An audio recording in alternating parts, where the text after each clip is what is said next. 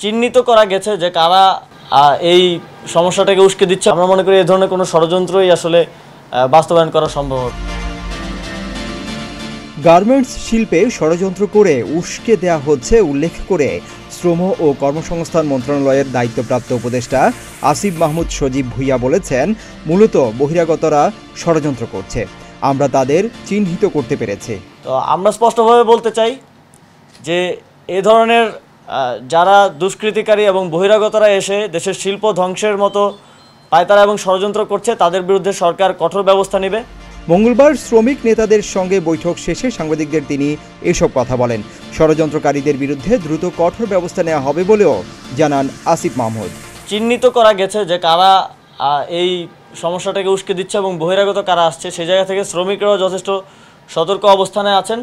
সেই জায়গা থেকে আমরা আশা করি যে আগামী 2-1 দিনের মধ্যে পরিস্থিতি স্বাভাবিক হয়ে আসবে। শ্রম উপদেষ্টা আশা প্রকাশ করে বলেন, পরিস্থিতি 2-1 দিনের মধ্যে স্বাভাবিক হবে, তবে ষড়যন্ত্রকারীদের ধরতে যৌথ বাহিনীর অভিযান অব্যাহত আছে বলেও জানান তিনি। আমরা মনে করছি যে এখানে একটা চেষ্টা হচ্ছে বাজার দখলের, কিন্তু শ্রমিকরাও এই বিষয়ে সচেতন আছেন, শ্রমিকরাও তাদের কারখানা রক্ষায় কাজ করছেন।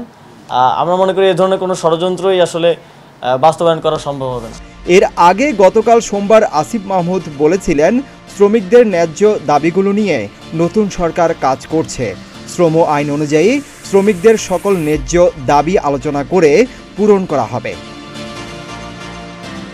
সংবাদ ব্রিফিংয়ে পাকিস্তানকে হোয়াইট ওয়াশ করায় খেলোয়াড়দের অভিনন্দন জানিয়েছেন তিনি বলেন, খেলোয়াড়রা বিশ্ব দরবারে বাংলাদেশকে তুলে ধরবে। তিনি খেলার মান উন্নয়নে যা যা করা দরকার তা করা হবে বলেও জানান। সিদ্দিকুর রহমান রোমন, প্রতিদিনের বাংলাদেশ।